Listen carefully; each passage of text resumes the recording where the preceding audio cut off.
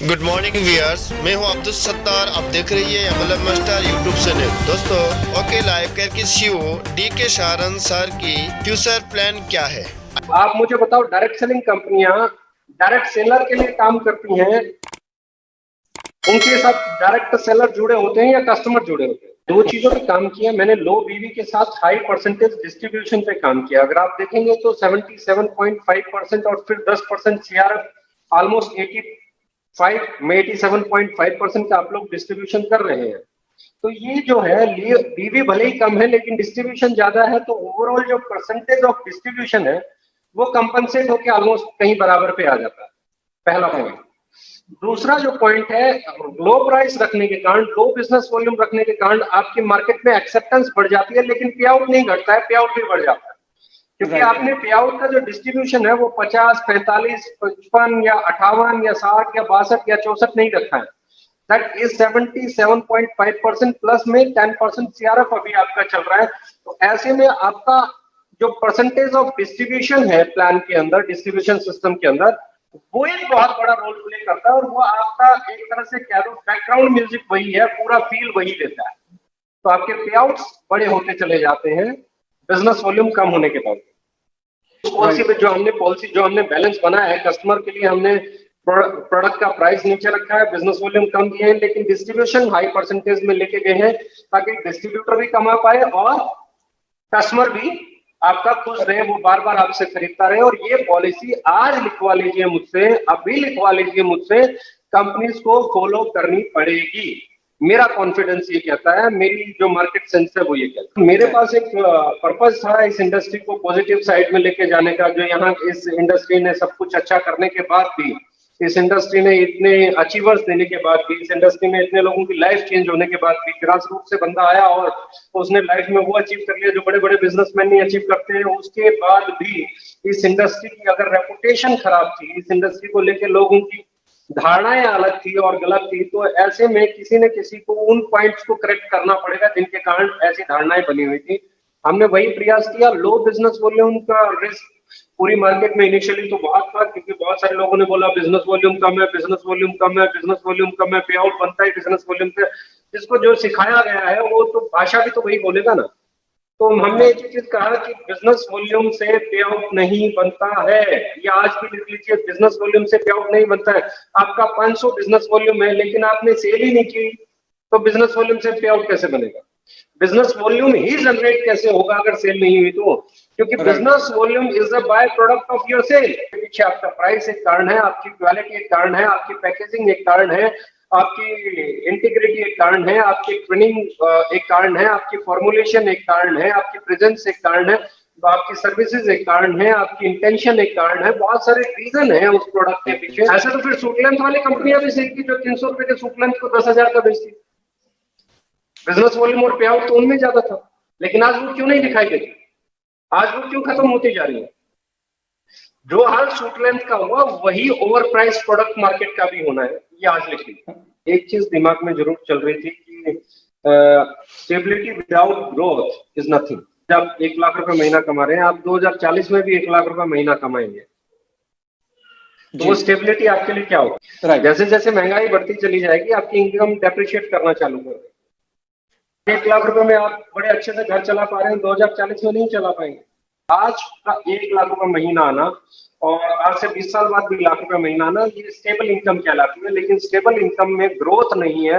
बाकी आप स्टेबल हो सकते हैं, आपकी इनकम स्टेबल हो सकती है, लेकिन मार्केट की महंगाई को स्टेबल कौन करेगा? मार्केट की महंगाई को स्टेबल नहीं किया जा सकता, वो ग्रो करती रहेगी। डेप्रिशिएशन ऑफ मनी को स्टेबल नहीं किया जा सकता। डेप्रिशिएशन ऑफ मनी चलता रहेगा। जी कहते थे कि 4 आने में हम यहाँ पे भी घूम आते थे, वहां पे भी घूम आते थे, ये भी ले आते थे, वो भी ले आते थे, और फिर 2 आने बच जाते थे। आज हम ये बात कह ही नहीं पाते 2000 में ये ले आते थे और ये बच जाता था। समटाइम्स तो हमें पता होता है कि 2000 हमने गाड़ी में फ्यूल के डलवाए थे और शाम तक खत्म। तो ये डेप्रिशिएशन ऑफ जो मनी है, इसको कैसे रोकोगे? आज 2000 रुपए में जो चीजें आ रही हैं, क्या वो 20 साल बाद भी 2000 में आएंगी? महंगाई बढ़ेगी और तो आपकी इनकम बढ़नी चाहिए, और इनकम में कॉम्प्लिकेशंस जितनी कम हो, जितना आपका डायरेक्ट सेलिंग में इजीली डुप्लीकेट करने के लायक आपका डिस्ट्रीब्यूशन सिस्टम होना चाहिए, जितना इजी उसको मल्टीप्लाई करना हो, जितना जल्दी उसमें काम करना हो, जितना इजी उसको अंडरस्टैंड करना हो। देखो आपको एक परसेंटेज बांटनी है, उसको आप 50 लाख बना के बांटो या 2 लाख बना के बांटो या 500 लाख बना के बांटो, आपकी परसेंटेज ऑफ डिस्ट्रीब्यूशन तो ऑलमोस्ट वही रहनी है। मैं आपको फिर बोलता हूँ, यहाँ पे बड़ी सारी चीजें हैं, कभी ना कभी इस मुद्दे पे भी डिस्कस करेंगे। और मेरा मानना यह है कि आपके प्लान में नीचे से लेके ऊपर तक बैलेंस होना चाहिए।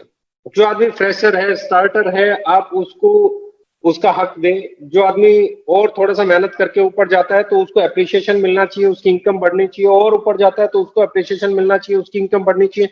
और ऊपर जाता है तो उसको एप्रिसिएशन मिलना चाहिए, उसकी इनकम बढ़नी चाहिए।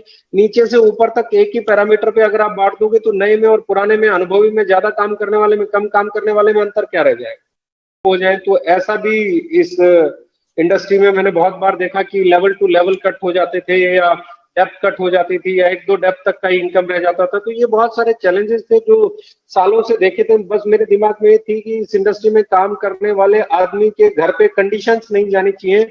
वो जो मेहनत कर रहा है, जो सेल कर रहा है, उसके बदले में उसका मेहनताना, उसका पसीना सूखने से पहले पर्याप्त मात्रा में उसके घर पे जाना। हमने एक ही चीज पे फोकस किया है पहले दिन से आज तक कि हमारा प्लान, डिस्ट्रीब्यूशन कुछ भी है वो टोटली बेस्ड ऑन सेल्स है। और सेल सबसे ज्यादा कस्टमर को अट्रैक्ट करेगी तो होगी। आप कोई माल बेचना चाहते हो, कोई खरीदना ही नहीं चाहता, बेचोगे किसको भाई? एक आप बेचना चाहते हो, हर एक आदमी मदारी नहीं हो सकता कि डमरू बचा के कुछ भी किसी को बेच दे।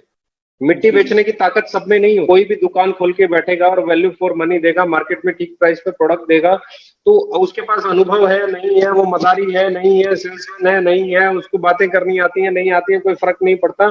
ऐसी भी दुनिया भर की चीजें हैं। आज मैं एक बात कर रहा हूँ, आप बिग बाजार में जाइए, इजी डेज में जाइए, यहाँ पे कौन बेच रहा है? कोई नहीं बेच रहा है। यहाँ पे प्राइस और प्रेजेंटेशन बिक रही है। लोग खुद जाते हैं, अपनी मर्जी का प्रोडक्ट उठाते हैं, रखते हैं और निकलाते हैं। ये दिन डायरेक्ट सेलिंग में कब आएगा कि आदमी जाएगा, लेगा और निकलेगा? ये तब तक नहीं आ सकता जब तक आपकी कंपनी के प्रोडक्ट महंगे हैं, क्योंकि कस्टमर जाएगा, अंदर घुसेगा, वो प्राइस जरूर देखेगा, और प्राइस अगर मार्केट में आपका महंगा है तो नहीं खरीदेगा। मेरा मानना यह है कि आने वाले कुछ दिनों में, कुछ सालों में हम वो काम करते हैं कि एक आम कस्टमर जैसे डायरेक्ट सेलिंग में बिग बाजार पे, इजी डेज पे, किसी भी काउंटर पे जाके आपके नाम से प्रोडक्ट खरीदता है, तो आपके प्रोडक्ट को आपके नाम से खरीदे, तो उसको प्राइस देखने की जरूरत नहीं पड़े। उसे पहले बताओ कि इस कंपनी का क्वालिटी भी अच्छा है और प्राइस भी अच्छा है, इसे खरीद लो। तो ऐसे में जब सेल बिल्ड हो जाएगी, ऑटो सेल बिल्ड हो जाएगी, मेरा बिल्ड करना नहीं, ऑटो सेल बिल्ड करना मेरा एजेंडा है।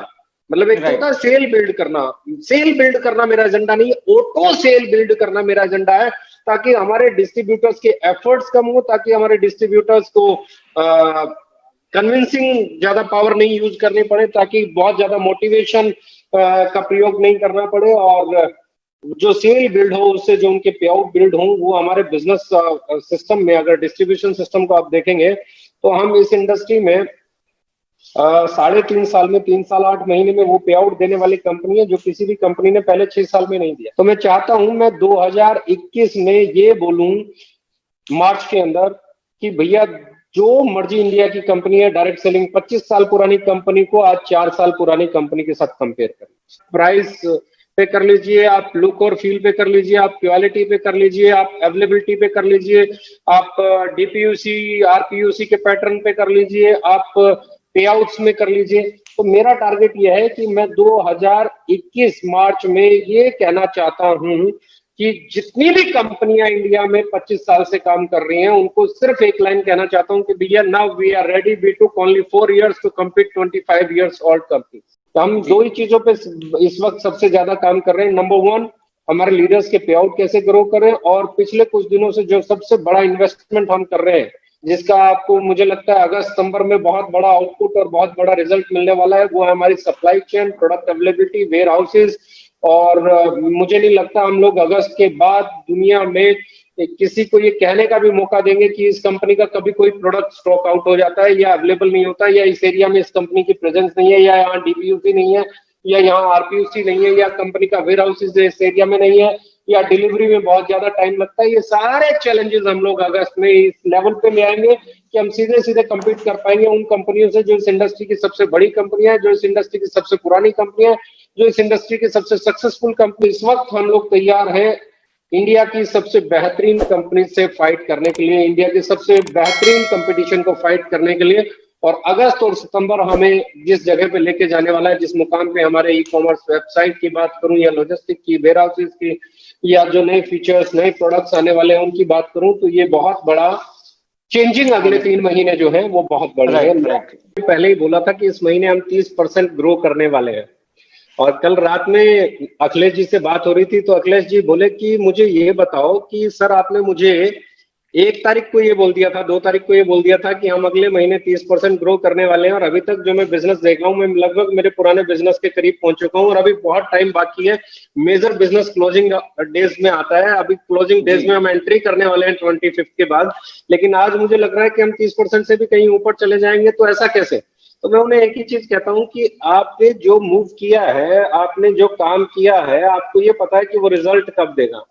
तो जो सीआरएफ का पे आउट आया है फ्रेशर्स लोगों के लिए, जो इन्होंने पहली बार सुपर एक्टिव बोनस बनाया होगा, जिन्होंने पार फंड बनाया होगा, उन लोगों को जो पे आउट बनाया, जिन्होंने पहली बार एक्टिव बोनस बनाया होगा, उनको जो पे आउट आया है, वो पे आउट मोटिवेट करता है लोगों को फर्दर काम करने के लिए। और वो एक्साइटमेंट, वो मोटिवेशन, वो जो एक्चुअल मतलब यू कैन से आपने उनकी जेब में पैसा डालने का काम किया सीधे सीधे ऐसे टफ टाइम में, 10% कंपनी का बिजनेस वॉल्यूम का आपने जो एडिशनल दिया है, वो अपना रोल प्ले करेगा। क्योंकि मैं हिंदुस्तानियों के बारे में एक चीज जानता हूं, जब आप उनके बारे में सोचोगे तो वो अपने बारे में और आपके बारे में कहीं ईमानदारी से। एक चीज कहता हूं, मोटिवेशन दो धारी तलवार है।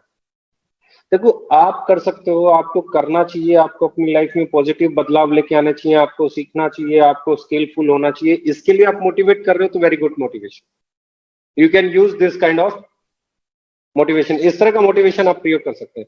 लेकिन आपकी जिंदगी मैं बदल के रख दूंगा, आपकी जिंदगी में सब होगा, आप करोड़पति बन जाओगे, आप बल्क सेल कर लो, आप एक बार ये वाला रैंक अचीव कर लो, आप एक बार ये वाली गाड़ी ले आओ, आप एक बार ये कर लो, फिर आपकी जिंदगी में ये मुझे पॉइजन लगता है। किसी को इमोशनल सपोर्ट देना, किसी को सहारा देना, किसी के कंधे पे हाथ रख के कहना भाई I am with you, it's a very good motivation. लेकिन किसी के कंधे पे हाथ रख के कहना ठीक है यार तू बड़ा बनना चाहता है, एक काम कर, एक अच्छी सी गाड़ी ले ले, तू बड़ा बनना चाहता है, एक काम कर ले, अपने घर को भर ले प्रोडक्ट्स के साथ, एक काम कर ले, तू ये रैंक अचीव कर ले, मुझे ये मोटिवेशन समझ में नहीं आता जी। आपने हमेशा देखा होगा, मैंने बल्क सेल के खिलाफ बोला, मैंने हमेशा ये बोला कि अगर आपके घर पे कोई भी एक साबुन भी एक्स्ट्रा आ रहा है, एक टूथपेस्ट भी एक्स्ट्रा आ रही है, या ब्रेन फ्यूल भी एक्स्ट्रा आ रहा है, जिसको आप बेच नहीं सकते या कंज्यूम नहीं कर सकते, तो ये आप अपने साथ गलत कर रहे हो। आपके घर में एक भी प्रोडक्ट ऐसा नहीं आना चाहिए जिसे आप बेच नहीं सकते या जिसे आप कंज्यूम नहीं कर सकते। मतलब आपकी रिक्वायरमेंट जितने की है, आपकी रिक्वायरमेंट 50 रुपए की है तो 50 रुपए का ही प्रोडक्ट खरीदो, आपकी रिक्वायरमेंट 100 रुपए की है तो 100 का ही खरीदो। आप 1000 रुपए का बेच सकते हो तो 1000 रुपए का ही खरीदो, आप 1000 रुपए का बेच सकते हो 5000 का मत खरीदो, आप 5000 का बेच सकते हो 5000 का खरीदो, 10,000 का मत खरीदो। तो मैंने क्या कहा, मैंने सिर्फ एक चीज कही कि लोगों के घर गोडाउन नहीं होने चाहिए। मैंने कहा रैंक बेस्ड बिजनेस नहीं होना चाहिए, क्योंकि रैंक बेस्ड बिजनेस लोगों के घरों को गोडाउन बनवा देता है। आपकी कंपनी में हर तरह के लोग आते हैं, कुछ ऐसे भी आते हैं जो आपकी एजुकेशन को फॉलो करते हैं, कुछ ऐसे भी आते हैं जो अपनी तिकड़म लड़ा जाते हैं। आप भी मोटिवेट कर रहे हो और नीचे भी कोई तिकड़म लड़ाने वाला आ गया तो फिर तो गलत हो जाएगा ना जी। तो इसलिए जरूरी क्या है, आप एजुकेट करो, मोटिवेट नहीं करो। आप मोटिवेट करो उस समय जब कोई घर में कोई प्रॉब्लम है किसी के, जब किसी को जरूरत है, जब किसी को आपके सहारे की जरूरत है, जब कोई ये देखना चाहता है कि मेरे साथ कौन कौन खड़ा है, यू स्टैंड विद हिम और हर। उस समय आप उसके साथ खड़े हो, आपकी अपलाइन है, आपकी डाउनलाइन है, आपकी पैरेलल है, कोई फर्क नहीं पड़ता। और मैंने हमेशा एक ही चीज में बिलीव किया है, मोटिवेशन सही चीज के लिए तो बहुत सही है और गलत चीज के लिए तो बहुत गलत है। मोटिवेशन दो धारी तलवार है। तो इसको चलाने वाले असल में क्या हो गया, इंडस्ट्री में इसको सब चलाना चाहते हैं, और बुरी बात यह है इसको वो भी चलाना चाहते हैं जिसे ये इसका प्रयोग मालूम ही नहीं है। मैं कहता हूं मोटिवेटर होने से पहले गुड हार्टेड होना बहुत जरूरी है। Right, if A motivator is not a good hearted man, अब वो मोटिवेटर जो है वो गलत काम करे। सुभाष चंद्र बोस भी बहुत अच्छा मोटिवेटर था, देश को कहां ले गया। तो सुभाष चंद्र बोस जैसा मोटिवेटर होना, भगत सिंह जैसा मोटिवेटर होना, चंद्रशेखर आजाद जी जैसा मोटिवेटर होना, गांधी जी जैसा मोटिवेटर होना और हिटलर जैसा मोटिवेटर होने में अंतर है। आप मोटिवेटर इधर वाले भाषा में रहो। आप नेताजी सुभाष चंद्र बोस, आप जो कह रहे हो वो खुद के ऊपर भी अप्लाई करो। लोगों के घर गोडाउन बना रहे हो, आपका घर गोडाउन नहीं है। लोगों से बल्क परचेज करा रहे हो, आप नहीं कर रहे हो। लोगों से रैंक के लिए दौड़ा रहे हो, आप खुद नहीं दौड़ रहे हो। मतलब मेरा मानना ये है, एक मोटिवेटर का, एक ट्रेनर होना जरूरी है, गुड हार्टेड होना जरूरी है। तो मेरा मानना ये है कि मोटिवेशन से बाहर निकल के जब आप फैक्ट्स पे बात करते हो, फिगर्स पे बात करते हो, सेल पे बात करते हो, प्रोडक्ट पे बात करते हो, प्राइस पे बात करते हो, इंग्रेडिएंट पे बात करते हो, प्रोफाइल का बहुत बड़ा रोल होता है। जब आपको उस दौर से गुजरना पड़े जिस दौर में ये कह सकते हैं कि लॉस हो जाए किसी कंपनी को, तो अगर आपकी प्रोफाइल स्ट्रॉन्ग है, आपके बाकी बिजनेसेस स्ट्रॉन्ग है, तो उसमें वहां से आपको फंडिंग आ सकती है। आपको एक्सटर्नल फंडिंग के लिए नहीं जाना पड़ता, आपको इंटरनल सपोर्ट मिल जाती है। इंटरनल फाइनेंसेस होते हैं आपकी दूसरी ग्रुप में या दूसरी कंपनीज में, तो वो रोल तो बट ऑब्वियस है, वो प्रोफाइल का अपना एक रोल है। और प्रोफाइल से कई गुना बड़ा रोल है आपकी इंटेंशन का, आपकी पॉलिसीज का, आपकी प्रैक्टिसेस का।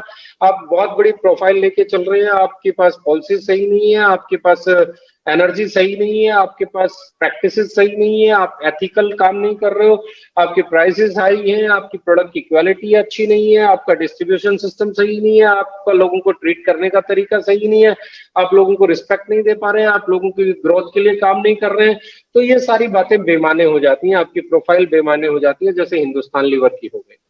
तो ऐसे में हिंदुस्तान लीवर नेटवर्क के नाम से कंपनी आई थी, आज नहीं है, क्योंकि वो इस बिजनेस के इमोशंस को नहीं कनेक्ट कर पाए।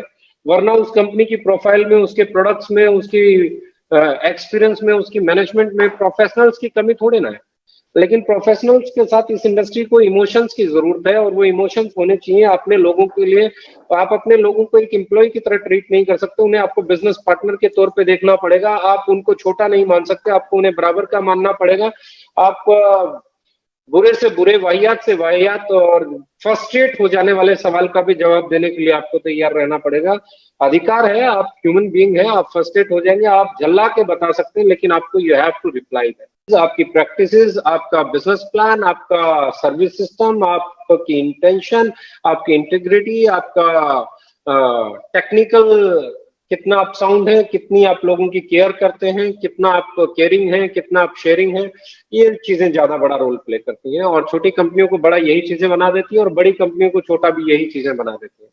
तो फॉर मी, मेरे लिए प्रोफाइल से कहीं ज्यादा इंपॉर्टेंट है आपकी पॉलिसीज, आपकी प्रैक्टिसेस, आपकी इंटेंशन, आपकी इंटीग्रिटी, आपकी सोच, आपकी धारणा, आपके लोगों के प्रति आपका स्नेह, आपका प्यार, उनकी ग्रोथ के प्रति आपकी ईमानदारी। जिससे बेसिकली क्या है, हर आदमी एक ही चीज सुनता रहा है, पहले प्रोफाइल देखो, प्रोफाइल देखो, प्रोफाइल देखो, फिर प्रोडक्ट देखो, प्लान देखो, प्लान देखो, प्लान देखो, फिर प्रोडक्ट देखो। मैं उल्टा कहता हूं कि सबसे पहले प्रोडक्ट देखो, बिक सकता है कि नहीं बिक सकता है, उसकी क्वालिटी सही है कि नहीं है, रेट सही है कि नहीं है। फिर मैं कहता हूँ बिजनेस प्लान देखो कि अगर ये प्रोडक्ट बिका तो आपको कुछ पैसा बन जाएगा कि नहीं बन जाएगा, वो उतना बन जाएगा कि नहीं बन जाएगा, आपका घर चल जाए। और अगर वो घर चल जाएगा तो अब आप देखो प्रोफाइल की, क्या कंपनी इस पोजीशन में है कि नहीं है, वो आपका कमीशन बन जाए तो आपको मिल जाएगा कि नहीं मिल।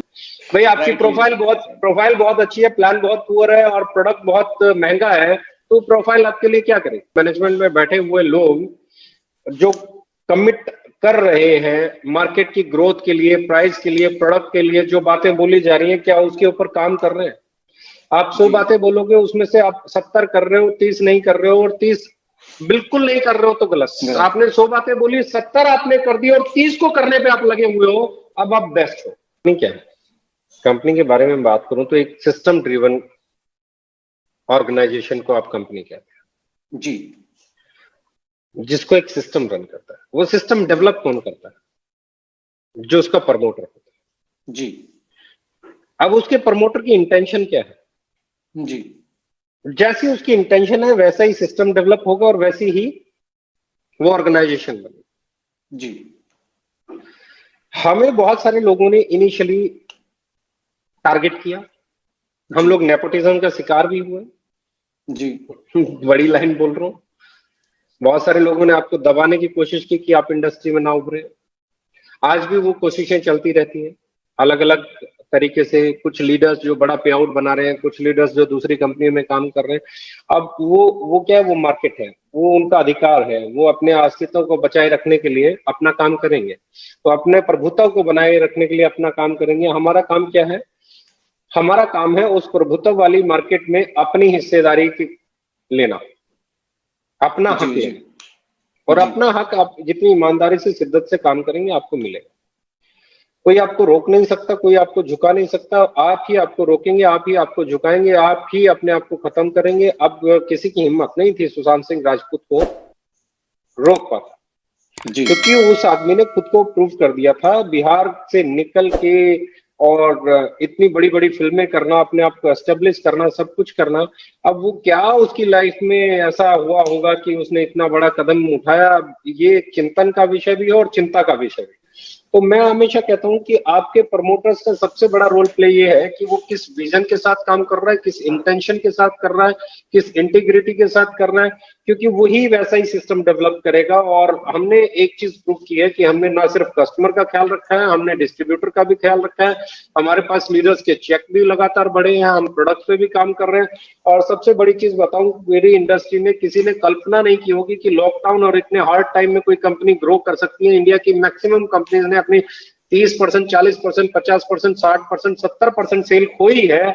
ऐसे दौर में हम लोग एक ऐसी कंपनी है जो महीने में 30% ग्रो कर की तरफ चल रहे हैं। तो ये बहुत बड़ा प्रूफ है हम लोगों की इंटेंशन का, ये बहुत बड़ा सबूत है हम लोगों की इंटीग्रिटी का, ये बहुत बड़ा सबूत है हम लोगों ने किस तरीके से मूव किया है। और इस बढ़ती हुई सेल के कारण जो चैलेंजेस हैं हमारे सामने प्रोडक्ट अवेलेबिलिटी के लेके, या नए प्रोडक्ट को लॉन्च करने को लेके, कल हमारे जो प्रोडक्ट 2 लाख पीस के साथ लॉन्च हो जाते थे, आज बड़ी सेल अगर मैं बात करूं तो वही आपको 5 लाख पीस से कम अगर आप लॉन्च कर रहे हो तो आपके स्टॉक आउट होने के चांसेस बढ़ जाते हैं। समटाइम्स को मैं देखता हूं कि कोई प्रोडक्ट लॉन्च किया, हमारे पास 2 लाख पीस आए और वो 2 घंटे में स्टॉक आउट धड़ाक। तो ये क्या है, ये ग्रोथ जो मिल रही है, ये ग्रोथ आप लोगों ने जो पॉलिसीज बनाई, जो मार्केट में उसको एक्सेप्टेंस मिली, उसमें जो लोगों का प्यार मिला, जो सहयोग मिला, उसने आपको एक नया चैलेंज दिया कि भैया मार्केट आपकी तरफ झुक रही है, मार्केट आपके पीछे लग गई है, लोग आपके प्रोडक्ट को खरीदना चाहते हैं, लोग आपके प्रोडक्ट को बेचना चाहते हैं। And now be ready, challenge is there, आप सप्लाई करने में ना चूक जाए। आप ऐसा ना हो कि अब आप पूरी मार्केट ओके ओके चिल्ला रही है और ओके का प्रोडक्ट मिलना ही बंद हो जाए। हमने सबसे पहले हमारी जो आज की डेट में हमारी प्रोडक्शन थी, इस पेंडेमिक में हमने वो मशीन या वो प्रोडक्शन की तैयारी की है जो आज से 10 गुना ज्यादा अगर हम टर्नओवर ले जाएं, अगले 3 महीने के अंदर हम उस पोजीशन में होंगे कि अगर हम आज से 10 गुना ज्यादा जंप ले जाएं, यानी कि हम 150 करोड़ का टर्नओवर करें, हम लोग 200 करोड़ का टर्नओवर करें महीने का, तो भी हमारे प्रोडक्ट शॉर्ट ना हो। अब हम अगले 3 महीने में उस इंफ्रास्ट्रक्चर पे काम कर रहे हैं, चाहे उसमें हमारे वेयर हाउसेज खुलना है तो 3 महीने में हम हमारे मैक्सिमम वेयर हाउसेज ओपन कर चुके होंगे। अभी बड़ी खुशी की बात है कि हमने जम्मू का वेयर हाउस ओपन किया, सिलीगुड़ी का किया, असम का ऑलरेडी चल रहा था, कानपुर का खुलने वाला है, महाराष्ट्र में भिवंडी में आपका शुरू होने वाला है, आपका बेंगलोर में शुरू होने वाला है, आपका गुजरात अहमदाबाद में शुरू होने वाला है, आपका पंजाब में हम लोग वेयर हाउस शुरू करने की पूरी प्रिपरेशन कर चुके हैं। हम लोग गाजियाबाद में वेयर हाउस की तैयारी कर रहे हैं, बहुत शानदार एक वेयर हाउस हम लोग गाजियाबाद में बनाने जा रहे हैं। तो हम व्हाट वी आर डूइंग, हम अगली तैयारी कर रहे हैं ताकि हमारे प्रोडक्ट की प्रोडक्शन को हम 10 टाइम्स ग्रो कर रहे हैं। 3 महीने के अंदर हमारी कैपेसिटी 10 गुना बढ़ जाएगी प्रोडक्शन की, यानी कि जो आज हम टर्नओवर कर रहे हैं, हमने उसके लिए मशीन्स क्या, पैकेजिंग क्या, इंग्रेडिएंट क्या, रॉ मटेरियल क्या, उसकी स्टोरेज क्या, आपके वेयर हाउसेज क्या, आपका मदर वेयर हाउसेज क्या, आपकी फैक्ट्री क्या, आपका रोड मैप सब तैयार है। और अगले 3 महीने के बाद हम उस लेवल पे होंगे कि हमारी प्रोडक्शन उस चीज को संभाल सकती है, हमारी डिलीवरी उस चीज को संभाल सकती है, हमारे वेयर हाउसेज उतने कैपेबल हो जाएंगे कि हम आज से 10 गुना सेल ले जाएं तो भी 150 करोड़ 200 करोड़ महीने की सेल ले जाएं तो आप जुलाई अगस्त और सितंबर के बाद कोई ये कहने वाला नहीं मिलेगा जी प्रोडक्ट नहीं मिला, अवेलेबिलिटी नहीं हो पा रही या पहुंचने में टाइम ज्यादा लग रहा है। हमने इतना इंफ्रास्ट्रक्चर पे इस वक्त काम करना चालू कर दिया है। हम लोगों ने आईटी की पूरी डेवलपमेंट नई सिरे से हो रही है, हम नया सॉफ्टवेयर लेके आ रहे हैं, हम ई कॉमर्स वेबसाइट लेके आ रहे हैं, हम लोग नई प्रोडक्ट की रेंज लेके आ रहे हैं ताकि आपके टर्नओवर को भी बढ़ाया जा सके, उसे सर्व भी किया जा सके और आईटी इतनी स्ट्रांग हो कि आपके लोगों को मतलब ये सर्विस मिल पाए आईटी में। जब आप लॉग इन करने जाएं अपने बिजनेस को तो इजीली हो जाए, आप बिलिंग करने जाएं तो इजीली हो जाए, जब आप कोई रिपोर्ट निकालने जाएं तो इजीली हो जाए, जब आप अपनी टीम को कोई मैसेज देना चाहें तो इजीली हो जाए, जब आप अपनी टीम की रिपोर्ट्स चेक करना चाहें तो इजीली हो जाए। तो हम बहुत इक्विप्ड आईटी सिस्टम डेवलप कर रहे हैं जो 3 महीने के अंदर मार्केट में होगा। यानी कि 4th एनिवर्सरी में एक ही चीज कमिट करता हूं अपने साथ में, मैंने मेरा खुद से वादा है कि 4th एनिवर्सरी पे हम लोग स्टेज से एक लाइन बोलना चाहते हैं, now compare us with any company of Indian direct selling industry. वो चाहे कितनी पुरानी है, कितनी बड़ी है, कितने ही अच्छे लोगों के साथ है, हम लोग नया स्टाफ लेके आ रहे हैं, हम लोग एफिशिएंट स्टाफ लेके आ रहे हैं, हम लोग सीआरएम पे नया काम कर रहे हैं, हम लोग कॉल सेंटर पे नया काम कर रहे हैं। मतलब कोई ऐसा पार्ट नहीं है जिसको आज हम इसलिए तैयार नहीं कर रहे हैं। और अगले 3 महीने में हमारा खुद से वादा है कि हम उस सिस्टम को डेवलप कर लेंगे, चाहे वो सीआरएम है, चाहे वो मैनेजमेंट है, चाहे वो डिलीवरी है, चाहे वो प्रोडक्शन है, चाहे वो मार्केटिंग कैंपेन है, चाहे वो डिस्ट्रीब्यूशन सिस्टम है, चाहे वो आपकी इवेंट मैनेजमेंट है, चाहे वो आपकी लिटरेचर है, चाहे वो आपका, वो अगले 3 महीने में हम उस लेवल पे ले जाएंगे कि आप इस सेल को 10 गुना बढ़ा लीजिए, आपको कोई फर्क नहीं पड़ेगा। 1 महीने से उस पे लगे हुए हैं, उसके रिजल्ट आना अगले महीने से शुरू हो जाएंगे। जुलाई में उसके रिजल्ट दिखना शुरू हो जाएंगे, अगस्त में उसके बेहतरीन रिजल्ट दिखना शुरू हो जाएंगे, और सितंबर जाते जाते आप लोग इंडिया की one of the smoothest company होंगे, one of the best company है कि आप नीचे से लेके ऊपर तक सबके अचीवमेंट्स पे ध्यान रहे, कोई किसी भी सेगमेंट पे पिछड़े नहीं। बैलेंस बहुत जरूरी है। जहां मैं बात कर रहा हूं सबसे बड़े अचीवर्स की, तो मेरा मानना है 2022 में हम इंडस्ट्री की हाईएस्ट पे आउट का रिकॉर्ड ब्रेक कर चुके होंगे। ये मेरा खुद से एक कमिटमेंट है, ये मेरा अपना पर्सनल एक टारगेट है जो मैंने लिया हुआ है कि 2022 में हम लोग इंडस्ट्री के हाईएस्ट पे आउट अचीवर्स हमारी इंडस्ट्री में देखना चाहते हैं, और उसके लिए हम शिद्दत से लगे हुए हैं। और उसके लिए जो अगले 3 महीने हैं वो ऑटोमेटिकली बहुत सारे लीडर्स के पे आउट को 2 गुना 3 गुना करने वाले होंगे, क्योंकि जैसे ही आपके प्रोडक्ट की रेंज बढ़ेगी, आपके वेयर हाउसेस बढ़ेंगे, आपकी प्रोडक्ट की अवेलेबिलिटी बढ़ेगी, कुछ भी नहीं करोगे तो भी आपका पे आउट 1.5 से 2 गुना सिर्फ सर्विसेज के और बड़े हो जाने से और प्रोडक्ट के और आपके करीब पहुंच जाने से, अवेलेबिलिटी और ज्यादा बढ़ जाने से, नए प्रोडक्ट जो उनकी मार्केट में नीड बहुत ज्यादा है, जैसे मैं बात कर रहा हूँ toilet cleaner, floor cleaner, glass cleaner, kitchen cleaner, अब आप डायबिटीज मैनेजमेंट के लिए कॉफी लाने की बात कर रहे हैं, हम लोग हार्ट के लिए कॉफी लाने की बात कर रहे हैं, हमारी कॉफी की रेंज की बात कर रहे हैं हम लोग, फिर दिसंबर जनवरी के आसपास बेवरेजेस एंड 4th एनिवर्सरी पे बेवरेजेस लाने की बात कर रहे हैं। तो मेरा मानना ये है कि 2022 तक ना सिर्फ हम हाईएस्ट पे आउट का रिकॉर्ड तोड़ देंगे, बल्कि 2022 तक जाते जाते हम लोग सबसे ज्यादा 1 लाख रुपया महीना कमाने वाले लीडर्स भी हमारी कंपनी में प्रोड्यूस कर चुके होंगे। और बाय 2025 तक हम इंडिया का सबसे बड़ा टर्नओवर करने वाली कंपनी ऑटोमेटिकली बन जाएंगे। क्यों? मेरा मानना यह है कि अगर लोग कमाएंगे तो वो जो लोग कमाएंगे वो मार्केट को प्रभावित करेंगे, वो जो लोगों की लाइफ बदलेगी वो मार्केट को प्रभावित करेगी, वो जो उनका लाइफस्टाइल चेंज होगा वो लोगों को प्रभावित करेगा, वो जो उनके पास इंडिपेंडेंस आएगी, वो जो उनके पास इकोनॉमिक फ्रीडम आएगी वो मार्केट को प्रभावित करेगी, वो जो जहां पे सक्सेस दिखेगी, वो जो माहौल बनेगा, वो जो मोमेंटम बनेगा वो मार्केट को प्रभावित करेगा, और वो बहुत पॉजिटिव चीज होने वाली है ओके लाइफ केयर के लिए। और मैं यकीन मानिए आज आप लोगों का सबसे बड़ा जो गतिरोध है, जो अवरोध है, वो पता है क्यों होता है मार्केट में पैदा? क्योंकि हमारी कंपनी के लीडर्स के पे आउट बढ़ रहे हैं। और मैं हमेशा कहता हूं ताकत का विरोध हमेशा होता है। मनमोहन सिंह जी थे तो उनका विरोध हो रहा था, आज मोदी जी का विरोध करने की भी बात हो रही है। अगर आपका विरोध हो रहा है तो समझ लो साहब कि आपने अपनी प्रेजेंस दर्ज करा दी है, और ये दर्ज कराना 3.5 साल में सबसे बड़ी अचीवमेंट है ओके लाइफ केयर के लीडर्स डिस्ट्रीब्यूटर। आपने आजादी की एक मिसाल जलाई है, आपने क्रांति की एक मिसाल जलाई है। अब ऐसे में आपकी जिम्मेवारी है, जब तक ये कार्य संपन्न नहीं हो जाए आप केयरलेस नहीं हो सकते जी। क्योंकि अब क्या होगा, अब मौका प्रस्त लोग भी आएंगे जी। अब इस क्रांति में कुछ लोग ऐसे शामिल होंगे जो हकीकत में क्रांतिकारी होंगे, कुछ ऐसे लोग शामिल होंगे जो क्रांतिकारी का मुखौटा पहन के आएंगे लेकिन लोगों का नुकसान कर जाएंगे, क्रांति को कमजोर करेंगे जी। तो ऐसे में अब बहुत सारी कंपनियां हमारी विचारधारा की हमारी वाली ही बातें बोलना शुरू कर देंगी जी। हमारे वाले ही तरीके अपनाना शुरू कर देंगे। जो मैं 3.5 साल से बोल रहा हूं वैसे वैसे डायलॉग अब बाकी की कंपनियां बोलेंगे जी। नई कंपनियां भी बोलेंगी। जो कल आए हैं वो भी बोलेंगे, जो हमसे पुराने हो गए और कामयाब नहीं हो पाए, जो हमसे पुराने थे, काफी पुराने थे, कामयाब नहीं हो पाए, अब उनको लग रहा है कि जो डी के सारन जी ने किया, जो विक्रांत जी ने किया, जो ओके लाइफ केयर ने किया, उनके लीडर्स ने किया, ये हम कॉपी कर लेते हैं, हम पुराने हैं, हम बना लेंगे। तो अब क्या है, अब आपकी जिम्मेदारी ज्यादा है, जो एजेंडा आपने उठाया उसको आपको ही मुकम्मल करना है। कहीं ऐसा ना हो जाए मौका प्रस्त लोग आपकी पूरी एनर्जी को डाइवर्ट कर दे, खराब कर दे।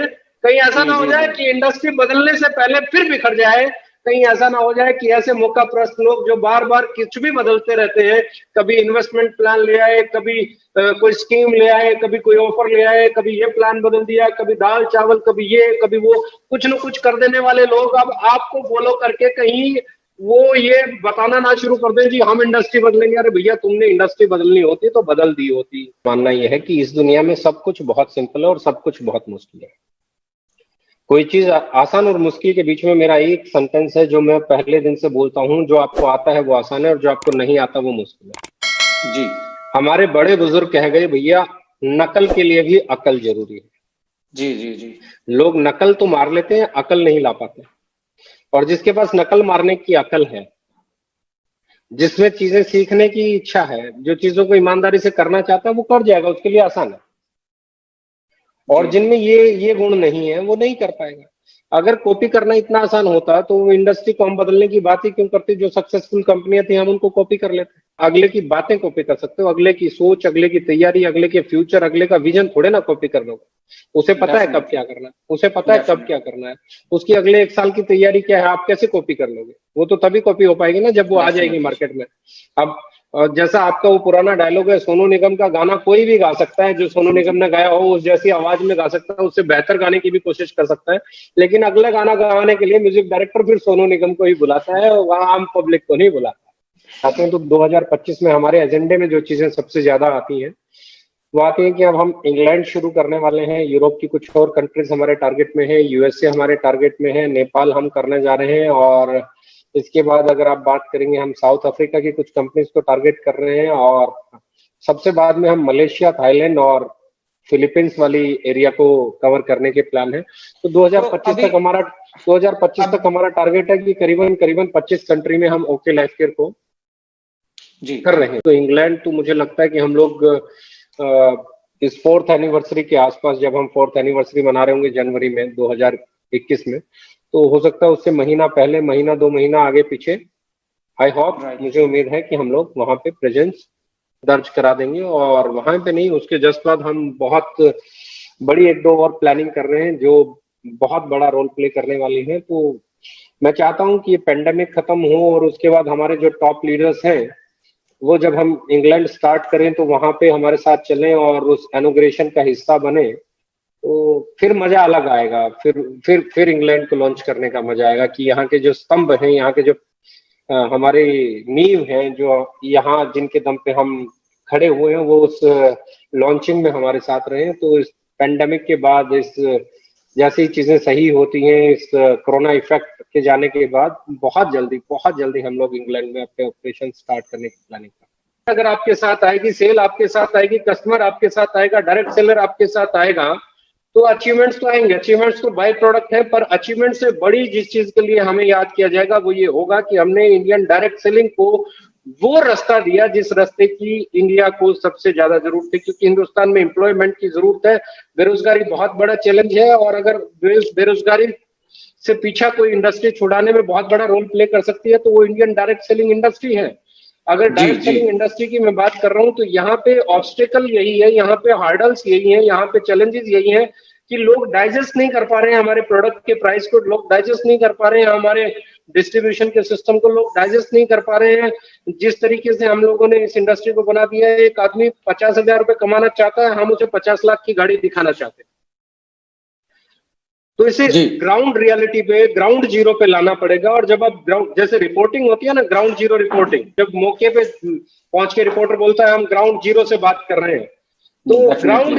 ग्राउंड जीरो पे डायरेक्ट सेलिंग स्टार्ट करनी पड़ेगी। नीचे वाला आदमी जो 15,000, 20,000, 25,000, 30,000, 40,000, 50,000 कमाना चाहता है और सिर्फ अपने घर का सामान खरीद सकता है या वैसा ही सामान बेच सकता है, उसको खरीदने और बेचने की पोजीशन में वो रहे, इस रेट पे, इस क्वालिटी का, ये अच्छी पैकिंग के साथ आपको प्रोडक्ट लाना पड़ेगा ताकि उसके प्रोडक्ट की एक्सेप्टेंस हो। और आपको प्लान ऐसा बनाना पड़ेगा कि 20, 30, 40,000 रुपए, 50,000 रुपए, लाख रुपए आदमी अगर मेहनत करे, अगर शिद्दत से काम करे, दिन रात एक करे, तो वो अपने घर चलाने की आमदनी कमा पाए। उसके बाद आते हैं आपके सपने, क्योंकि सबसे पहले मैं कहता हूं सर कि आपका सपना है, राइट। आपका सपना है आप वर्ल्ड रिकॉर्ड बनाओ, लेकिन आपकी जरूरत है आप जिंदा रहो। दूसरी तरफ कहता हूं जी आपके पास बड़ा सा घर होगा, बड़ी सी गाड़ी होगी, करोड़ों रुपए होंगे, और दूसरी तरफ जी। आपको अपनी माँ के लिए दवाई चाहिए, अपने बापू के लिए कपड़े चाहिए, अपने बच्चों की फीस चाहिए, अपने स्कूल, उनके स्कूल की छोटी छोटी जो बुक्स, पेन, स्टेशनरी लाने के लिए पैसा चाहिए, अपने पैसे की व्यवस्था करनी है, आपको दाल, चावल, चीनी, सब्जी, आटा, दूध, दही, इसका इंतजाम करना है। तो मुझे बताओ, आप पहले वो सपने देखने जाओगे या पहले आप अपनी वो जरूरत पूरा करने के लिए? न जाने कितने लोग हमारी इंडस्ट्री में आके सिर्फ इसलिए लौट गए कि वो सपने तो पूरे होते देख रहे थे लोगों के लिए, लेकिन उनकी जरूरतें पूरी नहीं हो पा रही थी।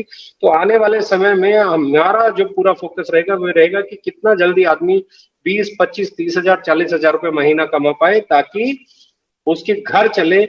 जब घर चलेगा तो सपना देखेगा। साहब, मुझे बहुत सारे लोग कहते हैं जी आपके लीडर इतना कमा रहे हैं, लगता नहीं है, और वो गाड़ियां तो वही चल रही हैं आज भी। सोनम जी इतना कमाने के बाद i10, i20 में चल रही है, आज भी मनोज परियार जी वही पुरानी गाड़ी में चल रहे हैं, आज भी अखिलेश जी के पास सिर्फ X1 ही है, आज भी प्रदीप जी के पास X1 ही है। तो इसका मतलब ये कोई खास कमा नहीं रहे होंगे। आज भी बाजवा जी ने नई गाड़ी नहीं लिया, आज भी विक्रांत जी चलो नई गाड़ी ले आए, आज बात कर रहे हैं बहुत सारे लोग। मैं कहता हूँ भैया, मैं उन्हें कहता हूँ पहले अपने जरूरतें पूरी करो। बहुत सारे तो लीडर ऐसे आए हमारे पास जो दूसरी कंपनियों में मेहनत कर करके थक थक के इस पोजीशन में पहुंच गए थे कि उनके पास घर चलाने की तो छोड़ो, उनके सिर पे कर्जा था। उन्होंने किसी ने अपने जीजे से, किसी ने अपने साले से, किसी ने अपनी बहन से, किसी ने अपनी बुआ से, किसी ने अपने चाचे से, किसी ने अपने ताऊ से पैसे ले लेके अपना घर चलाया था। तो पहले वो अपना व्यवहार सही कर रहे होंगे, उन्होंने अपना पैसा लौटाया। फिर मैंने कहा कि अपने घर की जरूरतें पूरा करो, फिर मैंने कहा उन्हें इंश्योरेंस लो, फिर मैंने कहा अपने घर पे थोड़ी सी सेविंग जमा करो, अपने लिए छोटी मोटी प्रॉपर्टी लो, अपने लिए घर लो, फ्लैट लो।